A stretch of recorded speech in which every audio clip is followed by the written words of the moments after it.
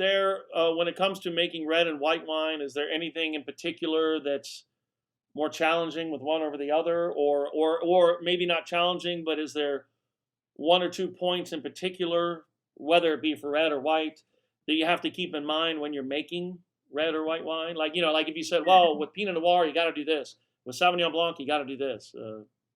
So for me, for Pinot Noir, I think it's harder to grow. It's a little more difficult to get the fruit nice and even, across the whole vineyard. Whereas Sauvignon Blanc, if you've got a little bit of unevenness in terms of its ripening, it doesn't matter quite as much because you'll just get slightly different flavor profiles in the subsequent wine. Whereas Pinot, if you've got a little bit of green, that will end up, sometimes it can, tarnish the whole blend, if you know what I mean. So a lot more time spent, especially towards the end of the growing season, going through and cutting any bunches that look slightly, behind the times, not as ripe.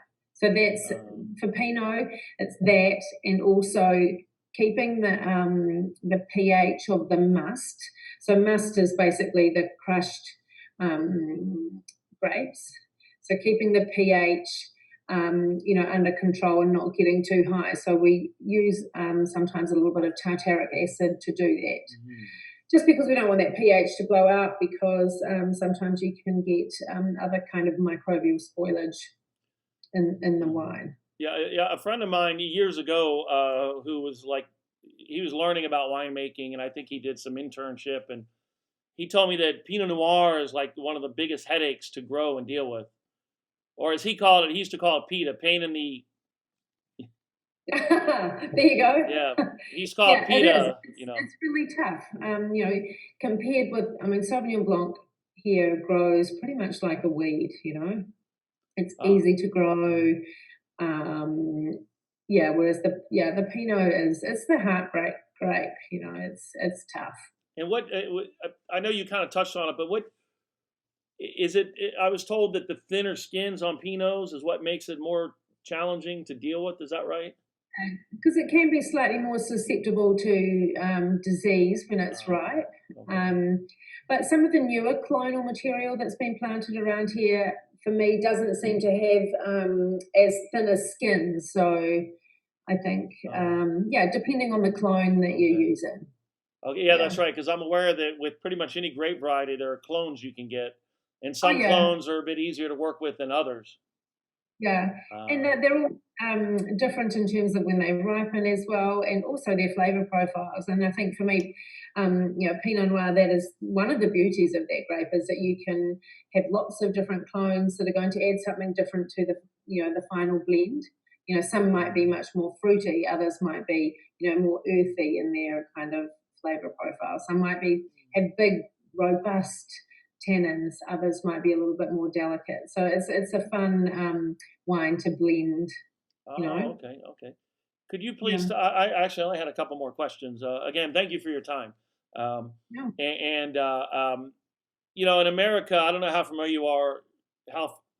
I don't know how familiar you are in America with Americans and wine drinking, but there's this fear of sulfites. I know they're not a great thing for you, but from what I understand, they're not. People don't need to get as stressed about them as they do. Yeah. But anyways, in America, sulfites are kind of treated like this paper tiger. Oh, I got a headache. It must have been the sulfites. Oh, I got ill. It must have been the sulfites. Mm-hmm. Could you please touch on whether, just your view on sulfites? And I know they're necessary to help with flavors, help preserve the wine, and so forth. But what are your thoughts on sulfites? I think there are lots of varying ideas. Sometimes I think it's how much are you drinking? Yes. But I'm not sure that it's the sulfites. I think it could be something to do, how much sulfite? White wines tend to have higher sulfite levels than red wines. Yeah, double the amount usually. Yeah. The other thing is, just ask that person, can you eat a dried apricot? A dried apricot has a huge amount of sulfites. And if they can eat that, we'll just tell them they're dreaming. There's something else going on. If I'm not, because the comment I heard a lot that I've heard a lot in this business is people will say, "Oh, I went to Europe and I drank wine, I didn't get headaches. Came back to the Yeah. States, drank wine, I got headaches." And from what I understand, in America, some of the winemakers may do more to the wine, like other additives, and they may use Yeah. a lower quality Yeah. sulfites and Yeah. and And I that. think possibly too, a lot more of those wines in Europe are biodynamic and organic, so there's not a whole lot of other chemicals going in there as well. And also, you're on holiday in Europe. You're never going to get a headache. Yeah. Well, also Europe has much stricter wine standards than the United States. Oh, in terms of additives and things. Well, their rules and regulations. Europe is much more strict than the United States. Mm. Fermentation. I know that's a process used often. We most commonly see it in chardonnays, and that helps give it more of a creamier, buttery kind of characteristic, and also cuts down the acidity.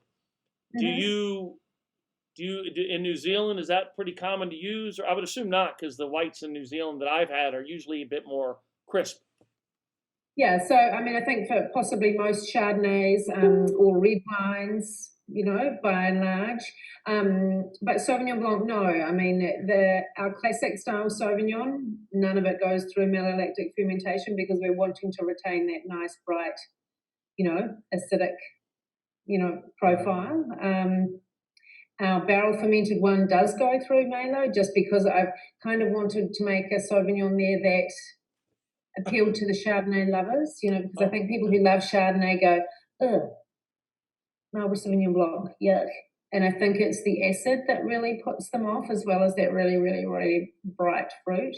So that wine we put through Malo just to lower the acid profile. Well, but I would say, by and large, most classic style New Zealand Sauvignon Blanc wouldn't see any Malo. Yeah, here in Texas, there's a lot of ignorance, misconception, and a lot of intimidation about wine. It's not like when I lived in New York City, for example. Yeah. But I have found that most of the time when people don't want to try something, or they're like, I don't like, it's usually because they have limited exposure to wine, and the examples they've had may not have been the best examples. And that's the beautiful thing about when we do demos. I can't tell you how many times somebody said, "No, I don't like Chardonnay. I don't like Chardonnay because they're buttery and oaky." And then I tell them, "Well, ma'am, I don't. I'm not a fan of that style either." And this is just one example. I said, "Look, why don't you try it? You're here. I go into a whole spiel that I do, and but the good news is most of the time, I have found from firsthand experience, when people try something they originally thought they wouldn't like, they actually do like it. And they surprise themselves. But that's where, I'm not trying to sell myself to you because we're already doing demos for you, but that's where we come in. Sure. Our job is to warm people up, and it works. I think we do get set in our ways, and especially when if I'm out for dinner and I'm only going to have one glass, I'm going to choose. I very rarely would choose something that I don't know anything about, just because I don't want to feel ripped off. If I'm driving, I want to have just one drink and then call it quits, and but I don't want to get it and go, oh God, I wish I'd had that. No, so I get you. For us is a big thing. But people say, "Oh, I don't drink Chardonnay." I'm going, well, you just haven't found the one that suits your palate. Well, because there's so many different styles. I used to say I only drank champagne and Chablis because I got really put off by those big, heavy, oaky, buttery Chardonnays. And thank goodness, we now stylistically have more of the minerally, slightly citrusy numbers that, I can partake in with joy. Oh, nice. One last quick question. In New Zealand, is there really, California's known for their buttery, oaky Chardonnays, even to the point to where they overdo it. They're known for that. Do in New Zealand in general, is it pretty common to use to use oak for Chardonnays, or is that less common in New Zealand? It's used, but I would say it's used more judiciously. especially in Marlborough, where the fruit, because it is cooler climate, tends to be, it's not that big sort of tropical Chardonnay that can handle more oak. I mean, if you're in a nice warm climate, you know, some of those big oaky ones, I mean, it works. But in Marlborough, you know, if you use too much new oak, and oak is the only thing you see when you smell that wine, I mean, what's the point? I'm always suspicious. It's like, what's the winemaker trying to hide from me here? Okay. So generally speaking, in the hotter climates, that's probably the only safe time to use oak, because those wines are going to be fruitier, a bit fuller bodied, and they can handle the, okay, I didn't know that. All right. So that's probably why you see a lot of that in California, because it's hotter there. Grapes ripen faster. You get more fruit. They're a bit fuller bodied than, say, like Chablis or a white Burgundy. Okay. So again, thank you very much for your time. I wish you continued success, and thank you for the great wines. Yeah. Cheers. Okay. Bye. Bye-bye.